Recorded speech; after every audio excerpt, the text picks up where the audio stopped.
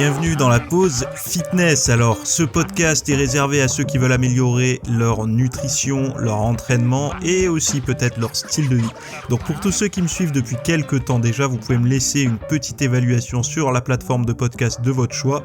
C'est ce qui m'aide le plus. Allez, on démarre l'épisode.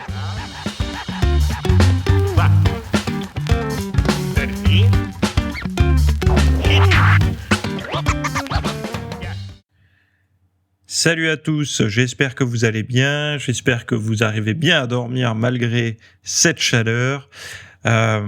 Aujourd'hui, on va parler de jambon, de sarcopénie et du régime Atkins. Et si j'ai le temps, je parlerai, d'ailleurs en parlant de temps, il faut que je mette le timing, je vous parlerai d'une question auditeur. On verra. Bon, du coup, on va pas perdre de temps. Vous allez voir dans quelques jours pleuvoir des articles. Ça sera peut-être déjà commencé au moment où vous allez écouter le podcast. Pleuvoir des articles sur le jambon.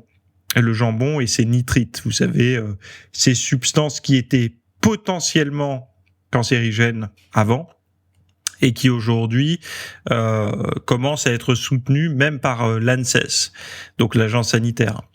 Et donc là, les charcutiers, tous les vendeurs de charcuterie, ils vont commencer à tirer un peu la langue parce que il faut vous dire une chose, ça ne veut pas dire que tout le monde va dire que c'est dangereux, mais l'Agence nationale de sécurité sanitaire et de l'alimentation, quand elle commence à dire quelque chose, en règle générale, tout le monde l'écoute et tout le monde va dans son sens à un moment donné. Donc ils disent, l'ANSES semble se ranger désormais dans le camp des opposants à ces additifs chimiques présents dans 75% de la charcuterie vendue dans la grande distribution. Les 13 chercheurs, toxicologues, épidémiologistes, microbiologistes ou chimistes qui ont rédigé le rapport, ainsi que 2 conseils scientifiques de l'agence et sa direction, confirment l'existence d'un risque et préconisent de réduire l'exposition de la population par des mesures volontaristes en limitant l'exposition par voie alimentaire. Bon, volontariste, ça veut dire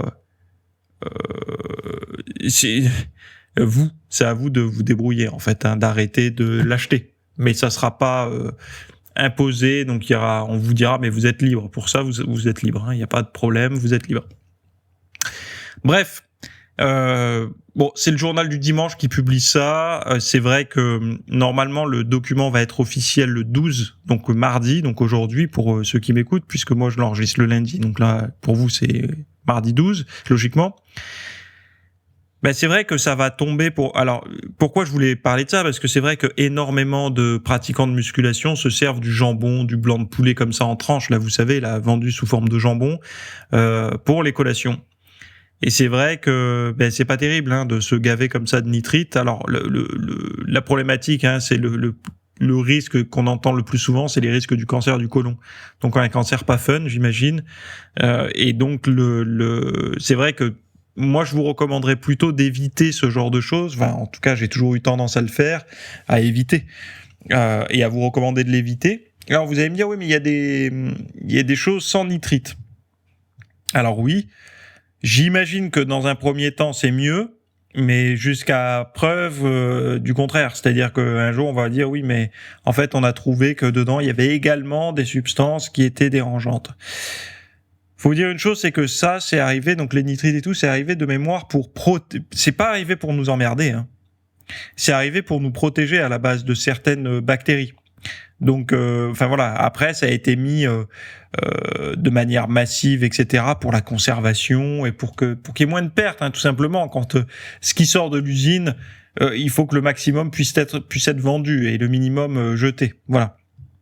Donc voilà où on en est. Après, moi, ce que je peux vous recommander en collation, si vous aviez eu l'habitude de faire ça, essayez plutôt de cuisiner un petit peu plus gros, que ça soit votre poisson, votre viande, ou si vous faites des œufs durs, des choses comme ça. Si vous avez des restes, de vous en servir pour les collations.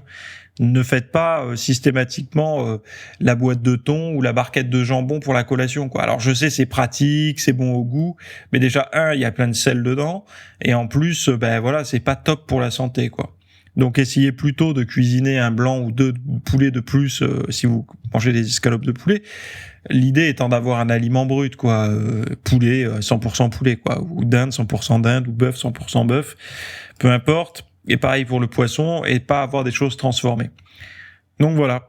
On va certainement en entendre parler durant l'été. Enfin, peut-être que les gens ils vont pas trop regarder ça, mais on aura sûrement un reportage Arte ou un truc comme ça là-dessus, quoi. Et mais pas tout de suite parce qu'il faut qu'ils aillent interviewer les bouchers, enfin voilà, c'est toute une industrie après qui est perturbée parce que imaginez bien que si on dit ça tue ou ça donne le cancer et que maintenant tout le monde est autorisé à le dire sans rien craindre comme procès de la part de l'industrie de la charcuterie. Enfin, il faut toujours se dire que c'est un marché des emplois qui vont s'effondrer. Alors vous allez me dire oui mais bon ça rend pas en bonne santé peut-être mais il y a quand même des gens des humains derrière qui eux c'était leur travail quoi, ils nourrissaient leurs gosses avec ça et ils payaient leur toit quoi. Donc bon. Après, moi, je suis peut-être naïf. Hein, je me dis peut-être qu'ils vont tout faire pour. Mais en fait, il y a les naïfs comme moi qui disent que voilà, et les autres qui vont dire, vous verrez, ils vont tout faire pour planquer l'information. On verra bien, l'avenir nous le dira. Mais en tout cas, c'est déjà public dans le journal du dimanche, c'est déjà public dans les Échos ou je sais plus où, puisque ils ont accès certainement à des infos avant le grand public. Enfin, en tout cas, j'espère. Sinon, ça sert à rien d'avoir un journal. Et voilà. Deuxième sujet du jour, c'est la sarcopénie. Alors moi, je suis abonné à une revue qui s'appelle la Revue du Praticien, qui normalement, je pense et j'espère que tous les médecins généralistes la reçoivent, cette revue. Et là, ils disent, en fait, il y a un petit article ce matin qui explique comment évaluer la sarcopénie. Alors la sarcopénie, la sarcopénie se définit par l'association de deux paramètres. Ils expliquent une réduction de la force et une réduction de la masse musculaire. Souvent, on parle de perte de masse musculaire liée à l'âge, la sarcopénie, mais c'est pas que ça. Hein. En fait, on peut faire de la sarcopénie sans être vieux. C'est pas obligatoirement parce qu'on est vieux. C'est juste que la sarcopénie, elle est souvent vue chez des personnes qui avancent en âge. Mais on peut parler de sarcopénie chez une personne qui perd de la masse musculaire, tout simplement, quoi. Bref, tout ça pour dire que, par exemple, à 30 ans, quelqu'un qui ne fait pas du tout de sport, il commence à perdre de la masse musculaire et on peut appeler ça de la sarcopénie. Voilà. En fait, eux, ils expliquent comment, par exemple, si vous êtes médecin, c'est comment on voit ça. Ils expliquent que la force musculaire peut être évaluée par le temps que le patient met à se lever 5 fois de sa chaise, plus ou moins 15 secondes, et ou par la force de préhension en kilos d'un dynanomètre, avec des seuils qui diffèrent selon le sexe. Anormal, donc ça devient anormal si la force est inférieure à 16 kg chez la femme et inférieure à 27 kg chez l'homme. Un seuil de ces critères suffit pour traduire une réduction de la force musculaire. Donc ça, c'est le premier point. Alors le dynamomètre, si vous voulez savoir ce que c'est une espèce de poignée hydraulique, logiquement, ou peut-être pas toujours hydraulique, ça peut être électronique, mais en fait, vous serrez avec votre main, donc c'est la force de préhension, et on va évaluer avec ça la force en kilos, quoi. Donc pour rappel, inférieur à 16 kg pour les femmes, inférieur à 27 kg pour les hommes. Un seul de ces critères suffit pour traduire une réduction de la force musculaire. Donc entre ça et le temps que le patient met à se lever 5 fois de sa chaise, il faut que ça ait plus ou moins 15 secondes. Donc on imagine que si ça fait plus de 15 secondes, c'est moins bien. Voilà. La masse musculaire est évaluée le plus souvent par DEXA. Donc le DEXA, on le voit beaucoup dans le bodybuilding et tout, c'est pour évaluer le taux de gras. Vous savez, c'est une espèce de. Alors ils disent évaluation de la composition corporelle par absorptiométrie biphotonique à rayon X, voilà, et impédance-métrie. Une masse musculaire de moins de 15 kg chez la femme et de moins de 20 kg chez l'homme est un critère suffisant.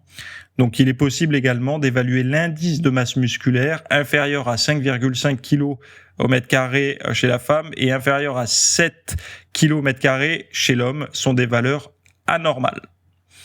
Donc, en gros, je pense que les médecins vont peut-être s'équiper avec le petit équipement, le dynanomètre là, qui coûtera bien moins cher qu'une machine DEXA dans le cabinet. Et puis une chaise, je pense qu'ils en ont tous une. Donc voilà. Mais voilà, donc je trouve que c'est intéressant parce qu'on voit que la perte de masse musculaire liée à la sarcopénie, quoi,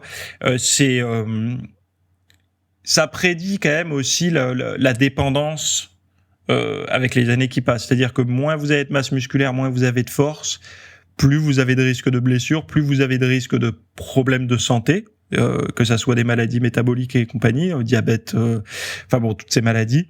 Mais également, le vieillissement en bonne santé se fait avec un bon niveau de masse musculaire.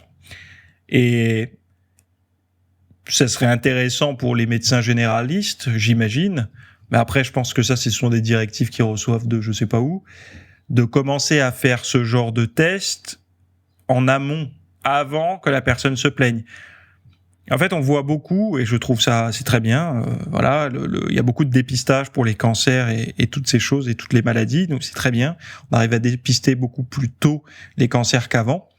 Est-ce que ce serait pas intéressant de prédire, par exemple, à 30 ans, vous étiez, monsieur, à 38 kilos de force de préhension. Aujourd'hui, vous êtes passé à 34. Il faudrait commencer à faire un petit peu d'haltère, là, monsieur, parce que vous êtes en train de vous sédentariser, etc. Je trouve que ce serait intéressant. Parce que ce serait, alors certes, c'est pas de l'immédiateté, parce que c'est un investissement pour le futur. Évidemment, la personne, peut-être qu'elle aura rien à 40, 50, et puis arrivé à 60, elle commencera à se plaindre. Mais si on peut retarder le moment où la personne se plaint, j'imagine que c'est intéressant. Et je pense pas que ce soit quelque chose qui prenne beaucoup de temps. Alors, je sais que les médecins généralistes, c'est 10-15 minutes pour une consultation. 15 minutes, je suis généreux.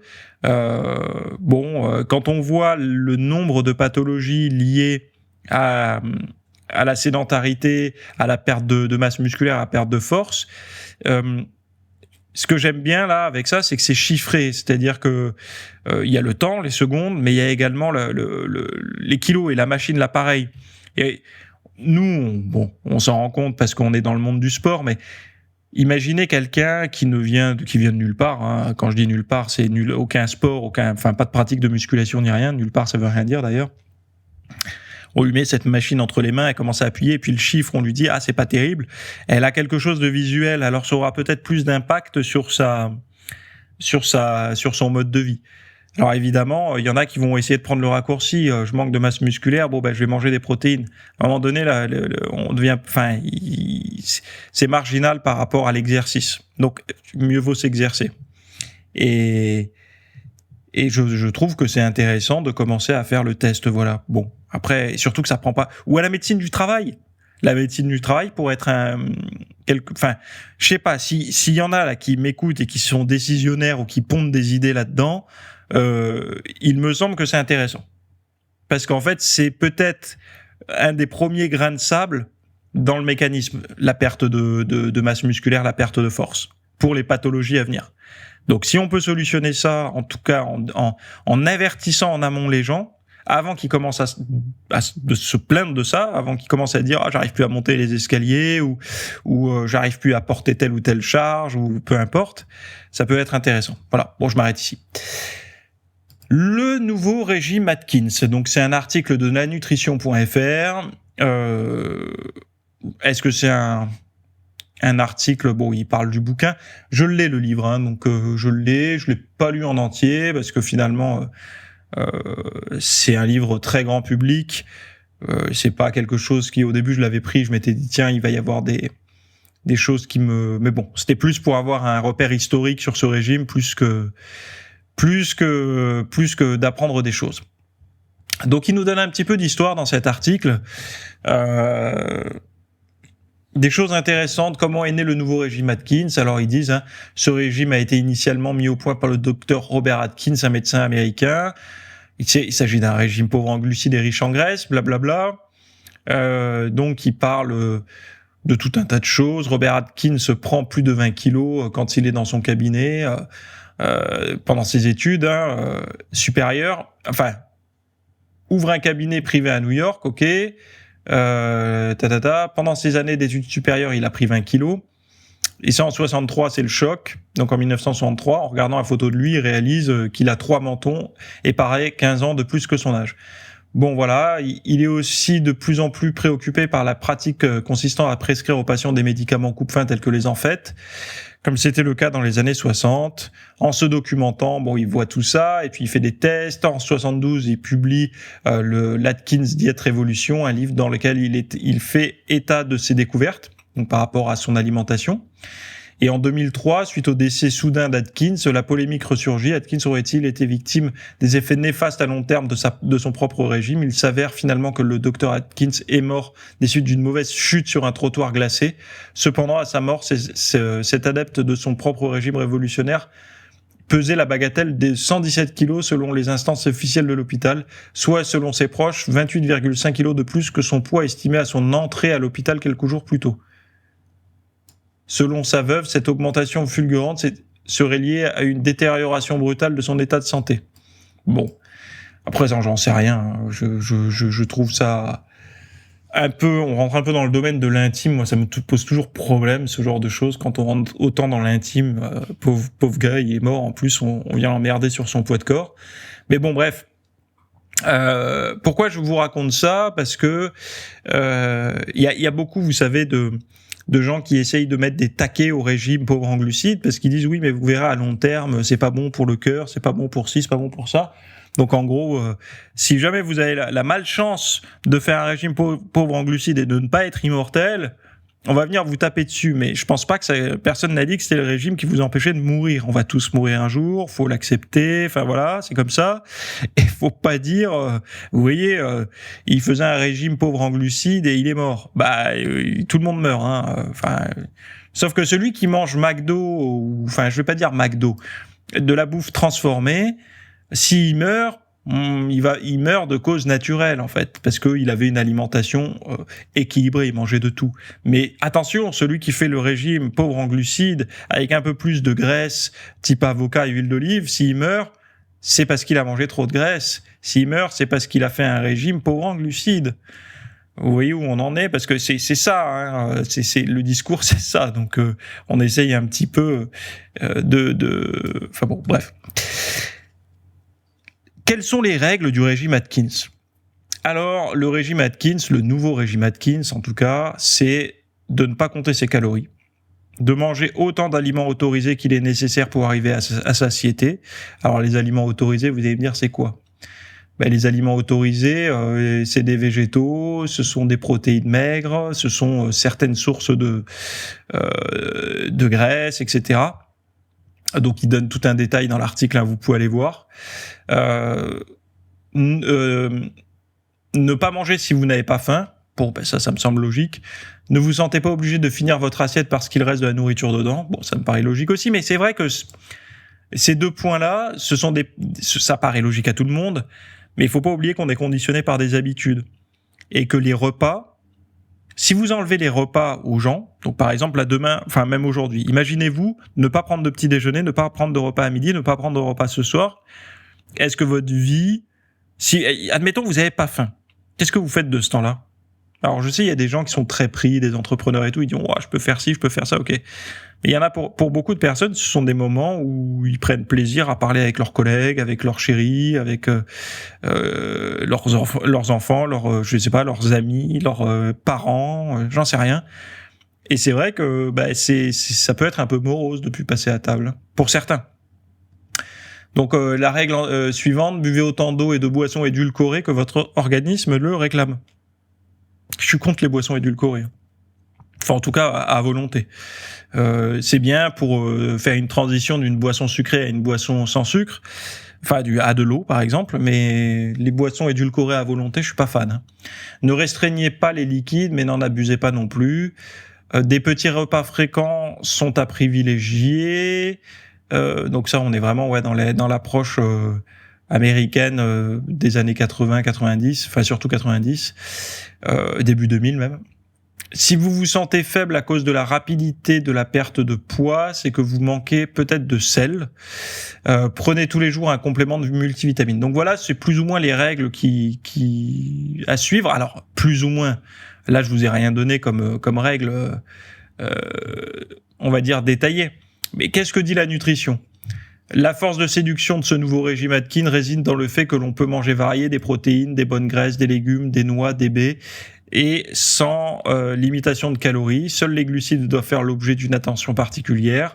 Moins frustrant qu'un régime pauvre en graisse, le nouveau régime Atkins se semble plus efficace à long terme sans poser de risque particulier pour la santé.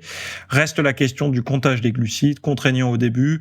Il faut un peu de temps pour prendre ses marques.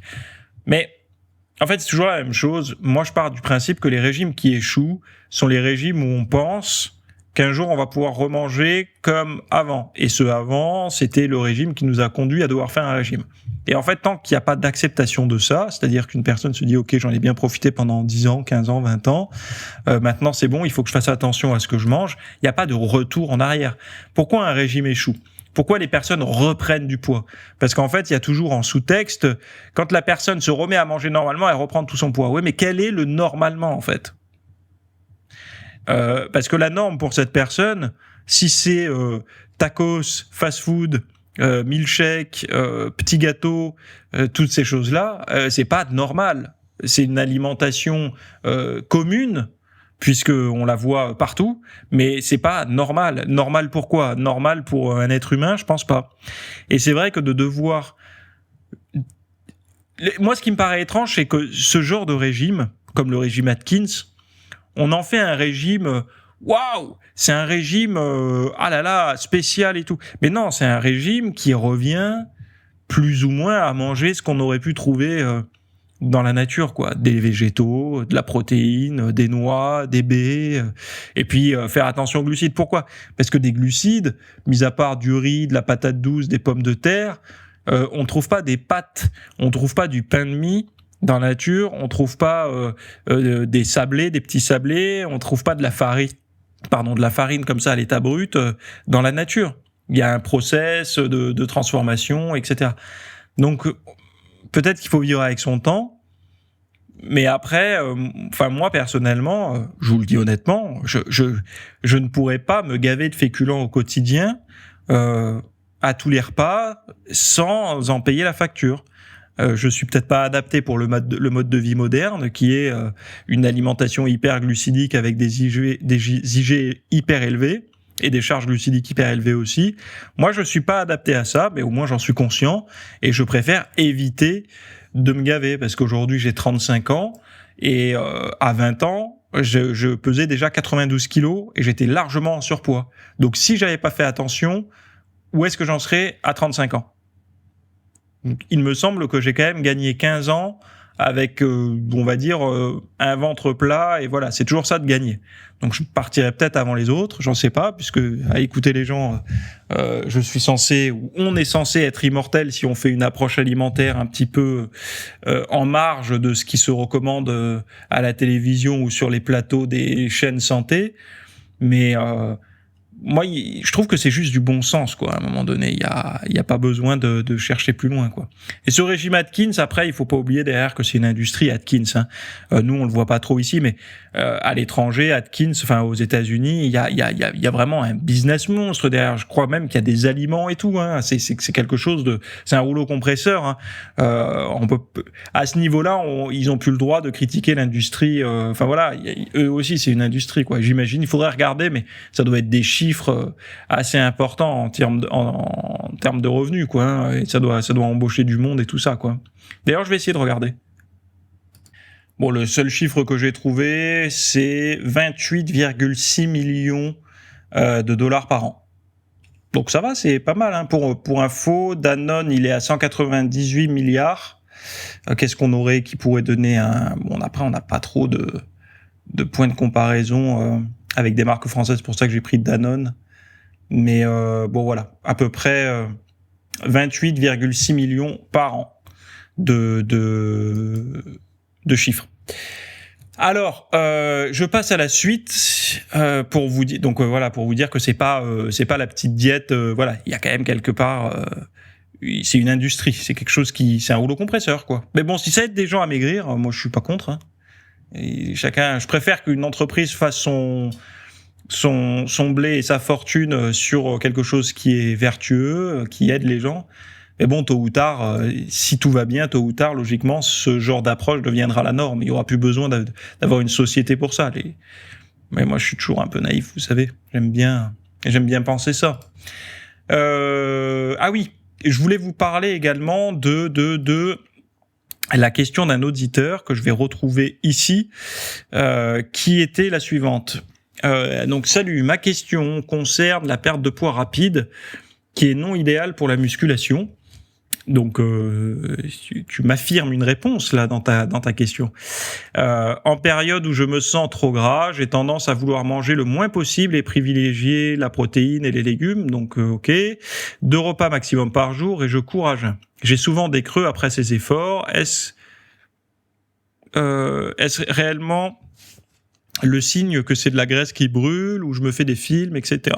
Bon, si c'est ça ta question, effectivement, quand on a faim, on a plus de chances d'avoir... Alors la faim, qui est sécrétée, qui est un peu ordonnée par la gréline,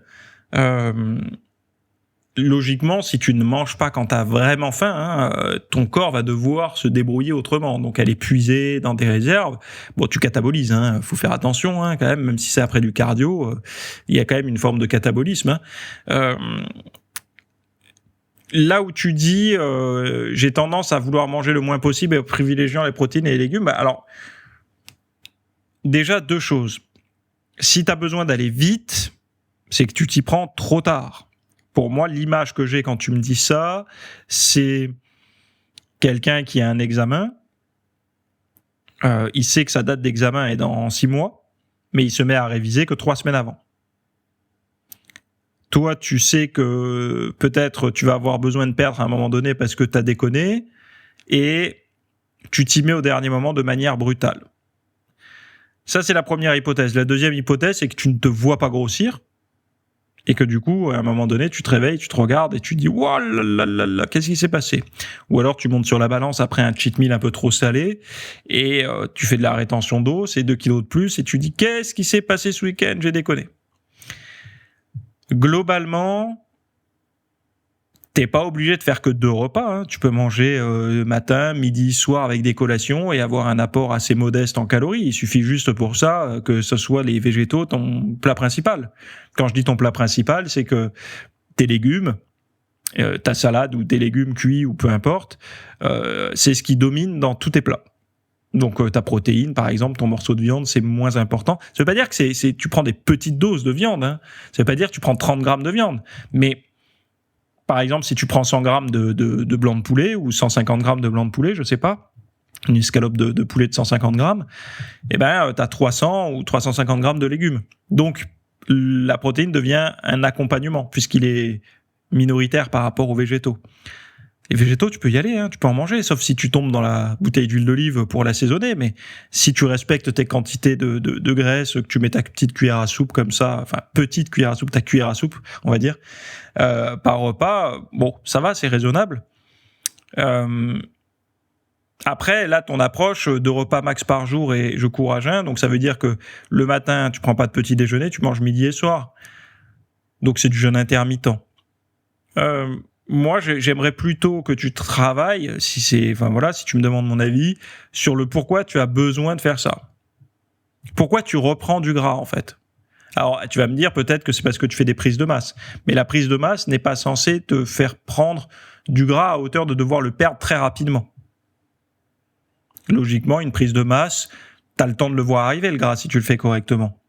Puisqu'il y a un moment donné où tes mensurations, c'est-à-dire ton taux de gras au niveau de la taille, commence à continuer à augmenter alors que les autres mensurations ne bougent plus.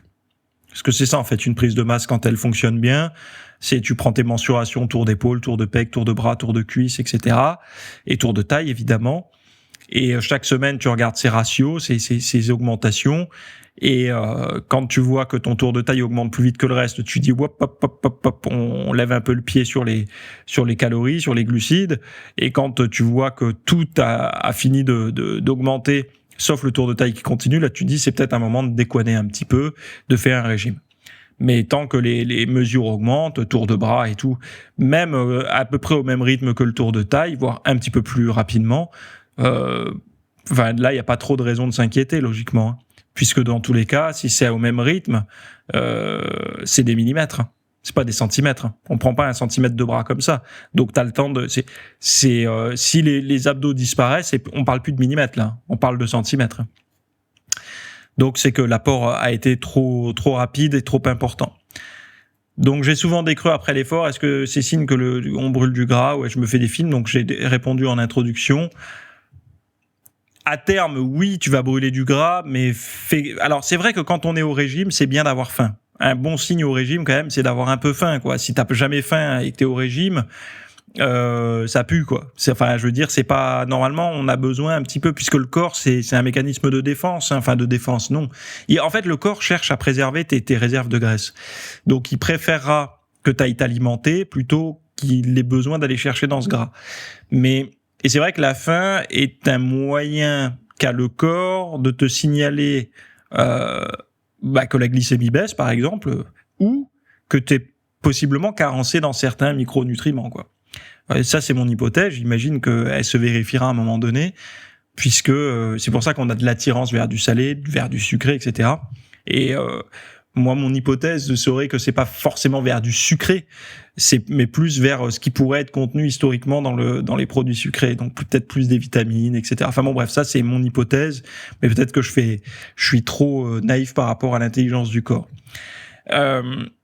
Mais oui, tu brûleras, mais si tu veux pas finir gras avec très peu de muscles, je te recommanderais quand même de pas trop couper dans tes protéines, de plutôt augmenter tes végétaux, quoi, de manière à tamponner la réduction glucidique par de l'augmentation de produits d'origine végétale. Ce qui veut pas dire que tu auras plus de glucides, hein, parce que dans les légumes, il y a des glucides. Mais bon, c'est sous une forme qui est mieux tolérée quand on est au régime. Et surtout qui va plus te couper la faim. Et puis ça t'apportera beaucoup d'eau également. Donc voilà. Donc voilà pour ma réponse. Ensuite, la diète méditerranéenne en musculation. Alors, je sais que vous avez été nombreux à me poser la question par rapport à la diète méditerranéenne en musculation. Ça veut dire quoi, pourquoi, comment, etc. Parce que j'en avais déjà parlé dans la Mind Diet, j'en ai déjà parlé dans beaucoup de choses, d'ailleurs, de cours, etc. Mais là, j'ai voulu consacrer un cours complet à ça. Donc on parle des avantages sur la santé, du microbiote, des chronotypes du matin, intermédiaire et soir, du concept de soi et de l'approche méditerranéenne, de la pyramide d'alimentation, de la pyramide de l'alimentation méditerranéenne, des adaptations simples pour les sportifs, etc. Donc c'est avec les lunettes du sportif, hein. Donc vous avez à peu près 1 heure de cours en vidéo ou en audio selon comment vous le consultez, et en audio vous avez juste à réduire la vidéo en fait, hein. Et les notes en PDF, et vous avez également après le deuxième cours à voir qui est Mind Diet, la nutrition du cerveau. Donc je vous encourage à aller voir, vous avez tous les liens dans les notes du podcast si ça vous intéresse, et on se retrouvera de l'autre côté pour une partie plus pédagogique. Voilà, je vous souhaite à toutes et à tous une très bonne semaine, à bientôt, bye bye. Merci d'avoir écouté cet épisode. Alors, avant de partir, j'avais juste quelque chose à vous partager. C'est vrai que vous avez peut-être des temps morts à meubler, que ce soit des temps de trajet dans les transports en commun, du cardio un petit peu long sur un tapis de course, ou alors tout simplement envie de remplacer les programmes que vous avez la soirée pour de l'apprentissage. Vous êtes peut-être adepte des émissions, des documentaires, des reportages, etc. Sauf que dans le monde de la musculation, de la nutrition, du développement, d'un mode de vie sain, etc. C'est un peu maigre en contenu dans les médias grand public. Et donc, ce que je vous propose, moi, personnellement, c'est d'aller faire un tour dans la bibliothèque alors, c'est un Netflix version fitness privée qui vous coûtera moins cher qu'un lavage auto rouleau par mois. Et là, vous avez vraiment tous les sujets. Alors, c'est plein de cours que je propose. Il y en a déjà plus de 300. Ce sont sur le sommeil, sur les hormones, sur la nutrition. Donc ça peut être pourquoi on a faim, pourquoi on n'arrive pas à tenir un régime, comment faire, quelles sont les solutions, mais aussi d'anatomie pour l'entraînement, des programmes d'entraînement. Donc tout ce qui est lié à la perte de graisse, si vous avez du gras sur le bas du ventre depuis des années, ou alors si vous avez du mal à prendre de la masse musculaire, tous ces sujets du plus connu, entre guillemets, du plus recherché au plus pointu, Tous ces sujets sont largement abordés dans cet espace VIP. Donc, pour rappel, pour y accéder, vous avez un lien en description. Si vous ne le trouvez pas, vous allez sur www.fitnessmiss.fr et vous faites devenir membre. Voilà, vous trouverez sur le site. Et vous accédez à ce contenu caché que vous pourrez écouter partout. Voilà, je vous laisse ici. Très bonne fin de journée à tous.